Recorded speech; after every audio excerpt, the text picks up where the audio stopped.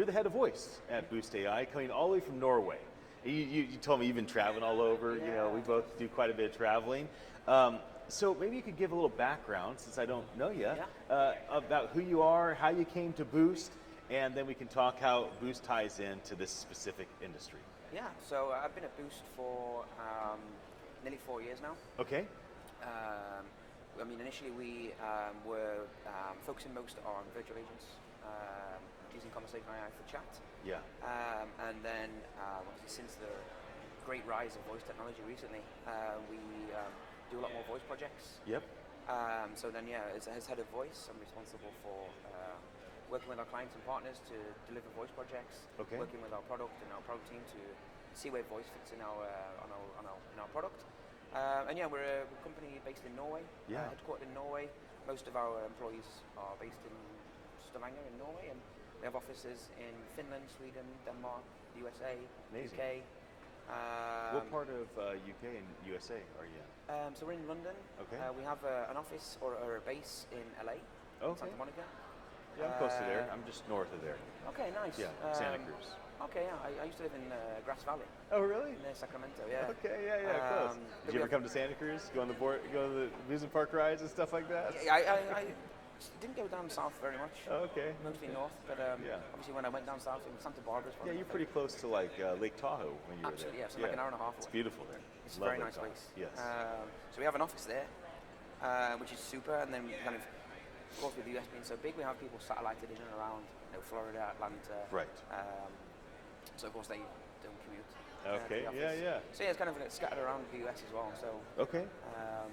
So it's kind of growing and being more active on the ground in a lot of these countries we're working in. If we pulled back and you explained Boost.ai, because you have 160 or so employees, so if you explain Boost.ai outside of voice, what is Boost.ai as a corporation, outside of just what they do in the voice space? Yeah, so I mean, we're a conversational AI platform. So we're responsible for delivering projects and working with clients on, the training the virtual agents, our platform, and building the kind of content and content design. And so it's a platform to kind of suit all of their needs for their conversational AI. And then, take the step back, which channel would you like to use? What languages, of course, language support. Being able to actually use the platform for all of those needs in one place as like a little hub, which is very beneficial for companies are very often using multiple different technologies trying to put them together. Yeah. So we put it all in one place, one platform, and everything's capable to do that themselves. And as you say, kind of mostly chat in the past, working with chat companies for their customer support. Yep. But we see that the platform is also not just a conversational AI platform, but it's a tool for people to be able to build those interactions for their customer support teams, for how users interact with their brand. Okay. As far as like, is it a product company alone, or do you also have a services component too? It's a product, yeah. So we are selling a product, but we sell it as a service. So that's what I figured. Yeah. Okay. So when people buy our product, you have all of the kind of e-learning, the teams that we work with, we support you. But essentially, it is something that we would we build as kind of like a no-code, low-code environment. So we kind of work with the clients to educate them on how to use it. Yes. But essentially, for them, the value for them is that they then get to build it and do it themselves. Yes. So kind of they control what interactions are going to happen on there, and kind of we support their teams and train their teams to be able to handle it themselves. And so what's the difference when you look at voice and chatbot, and what are kind of overlaps in your mind as you have a really unique perspective being the head of voice at Boost.ai? Yeah, so hundreds of clients with chat, and then voice technology is really rapidly evolving. So obviously now kind of how does voice fit into our current understanding of conversational AI, which is primarily the chat for many people. And of course, because we have projects globally, we have the US, the UK, all over Europe. Obviously, as you see in the US and the UK, you guys are very voice first. Kind of people have adopted the voice technology a little bit sooner, but chat not so much. Right. But in Europe, you see a lot of companies now have kind of adopted chat, first movers. They very innovative and started using chat. So when they start adding voice, of course, they have to take into consideration how does this work as voice as a new channel. So if you think about the platform, as I said, Yes. ideally for us, it's that the platform is the same place regardless of channel. Yeah. So we try and be like channel agnostic, and you can use it the same way. You know, you if you've got a chat channel or a voice project, you're educated in how to use it, but it's still the same product, right? You're still using the same technology.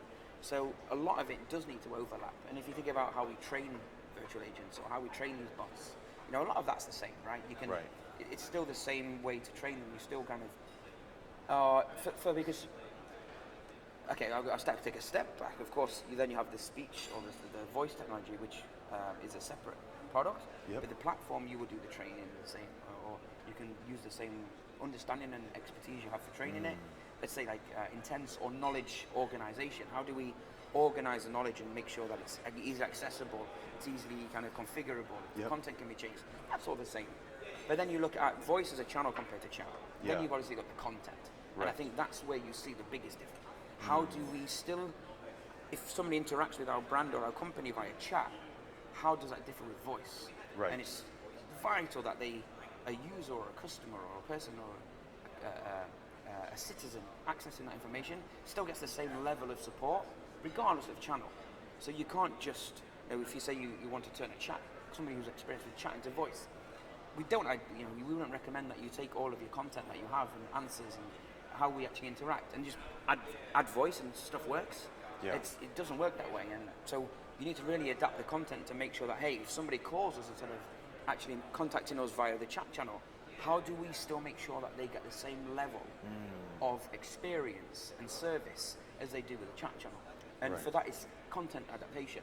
So how do we, you see a lot of chat, if you look at a virtual agent, you want to start shortening the content. Yeah. We want to hear smaller pieces of information than what we read, right? You can read it again on chat. But with voice, you don't automatically hear it again, so you probably have to ask for that. So, we shorten down the responses. We change the configurations of it. How does it sound? Of course, human-to-human interaction. How many times you say, it's not what you said, it's how you said it. Right. And it's the same for voice, right? You can write down the chat, but once you start adding a voice to it, you're going to start listening and understanding, okay, the way that they said that, I'm not quite sure. So we adapt the content with SSML, for example, and speech synthesis changes to it. And then, very good practices of the chat are definitely important with voice, where, asking a question in the content and then continuing speaking without allowing the person to interact with it is very important, because once people start speaking in a voice interaction, it's too late. And here I'm talking about telephony. Yes. Right, so if we focus on the telephony channel, once you're having a conversation on the phone, the content really needs to be adapted for the voice channel. And we see, for voice, a heavy portion of work that you do with the content is footback. Right. Have we tested this for when stuff goes bad, right? The people test for the happy path. Right. Like test it for any kind of thing that you think might happen, because you might expect people to interact with it the same way that they do in chat, for example. Right. But they're not going to. So, kind of a heavy design is what happens when things go wrong. How's the recovery for a voice interaction? How can we make sure that when things go wrong, that they still end up being on the right path afterwards? But it's hard stuff. It's fun, of course, but it takes a lot of kind of special nuances on how to actually design conversation for voice, especially when at the conference you see a lot of people talking about multimodal voice interactions or visual interactions, but the telephony channel where we're focusing on it's single modal. It's just all you can do is hear. You can't see anything. You've got no visual cues. You've got no kind of it's all auditory.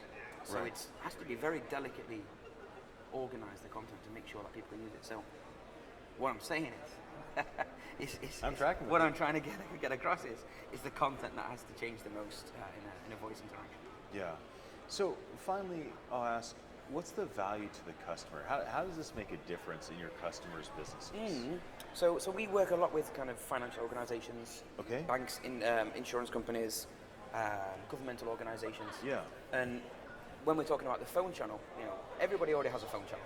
Yep. I'd pretty much, we see most of companies you talk to today have a phone channel, and you see quite often that there's a long waiting time. You speak to the wrong agents, so they're passing you from agent to agent. Then that context gets lost. You're waiting in line for a long time. You maybe hang up because you don't want to wait longer. Yeah. Do they have the information? Do they know who you are when you call? Right. And if you call an IVR, what do you guys call it in America? Zero out. Right. You press zero to get out, right? So we see that. So it's like, how can we use voice as a technology to actually optimize that experience? And we see, we did some works with, we go to the contact center and look at the contact center and understand what's the end-to-end experience for somebody today, and where do we fit in to actually kind of enhance that? And you see, like, let's say over 50% of all calls get rerouted. Let's say that. Right. Already there you've got, how can we, one, ensure that they speak to the right person on a simple level, right? Or two, how can we use the voice to make sure so we know what our customers are asking? Right. If you ask a contact center or a company using a contact center, what are people calling about? Right. If we speak to organizations now, we say, what are people talking about? And we're like, some person from the contact center will be like, well, I get asked this quite a lot. It's like, what do you mean? So you have no data about it. So why don't we use the voice technology to start gathering data and understanding what our customers are actually asking about? And then, providing information. So you want to know, okay, what's my interest rates? Right. Okay, I'm going to find you. Okay, the interest rates are X, Y, Z. Okay, great, thanks very much. Hang up. You don't need to speak to a human for that. Right. It's probably a great interaction. You can probably talk about the weather and extra stuff. But essentially what you want is to just find out what your interest rates are and get on with your day. So why can't we automate some of that? And then the final thing is kind of, for that is, if you want to say, can I transfer some money from this account to this account? Yes. Of course we can self-serve on an app. Right. But let's say you are calling about something else, and then while you're on the phone you want to transfer. Okay, what we'll do is we'll access the right systems to be able to do that on your behalf. And then let's say you do have a really acute problem, or you really want to speak to an agent. You're going to get to that agent quicker now because these other people are getting their calls automated or partially automated before a handover, so that your query, you don't have to wait 10 minutes. You speak to the right person the first time. So and then also empowering the agents when that happens. Right. So let's say the agent then is also getting assisted while this is happening. You get to the agent, hey there, how you doing? I can see that you've asked for this already. While you're here, just to let you know, I can see that this bill's coming up. Should we take care of it now? Or knowing the user, and when you're asking the agent questions, the agent's powered with the information. Instead of having to do a knowledge search or use another system or go from tab to tab, you can say, okay, what's the interest rate? Right. And they're like, well, I don't know it I don't know it, but it's just popped up on my screen and told me, so I can tell you. So the agents get assisted as well. And the value for them is, of course, they're handling calls in quicker space of time. Less people are dropping off the call rates. They're handling some automation, so they can handle the call without speaking to an agent. Yep. Their agents can then spend more time speaking to the people that do need their help, without this push of, we need to get the calls answered and done. Yeah. So of course, for organizations that we're working with, that's their core business, and customers are their value. And we see in the contact center, a study where one of our clients looked at was, what makes customers happier? Yeah. And you kind of look at, they got the wrong answer and there's no human handover. Obviously that's the crappiest experience. But then, what about answering it and getting a handover? What if we don't answer it and give you human handover? And then they saw, they were happier when they could, or one of the happiest they were when they could say, I want to speak to an agent, and they get straight to an agent first time.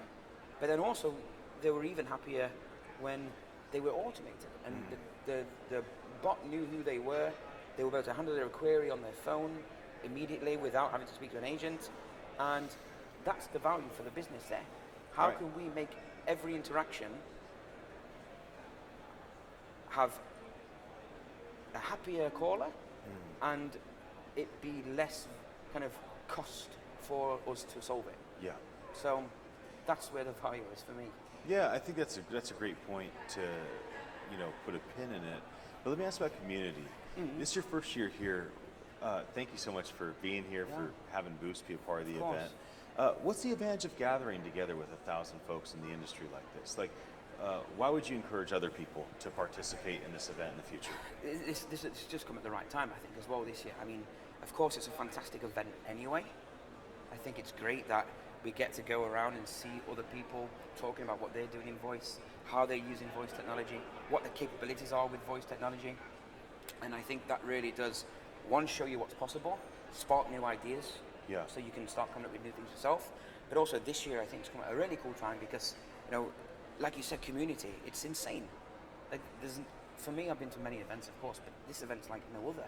Like everyone knows each other. It's like we're all like a little like voice community, or that we've been talking together for, we're all obviously. I mean, Corona's probably been talked about a lot on this stage and around. It's like everyone's been talking to each other for 3 years, or 3.5 years since 2019. Everyone's had the voice lunches. Everyone's been doing like a voice network, and we've all been communicating in some way. Yes. For 3 years, and no one's ever met. So I'm like seeing everybody I've been talking to for 3. It's like strange. I'm meeting everyone with. It's the first time I've seen you with pants on. It's like because normally you're sat behind your computer, right? And you're like, right. So it's like insane just seeing everybody. Everybody's been reading each other's books since the pandemic.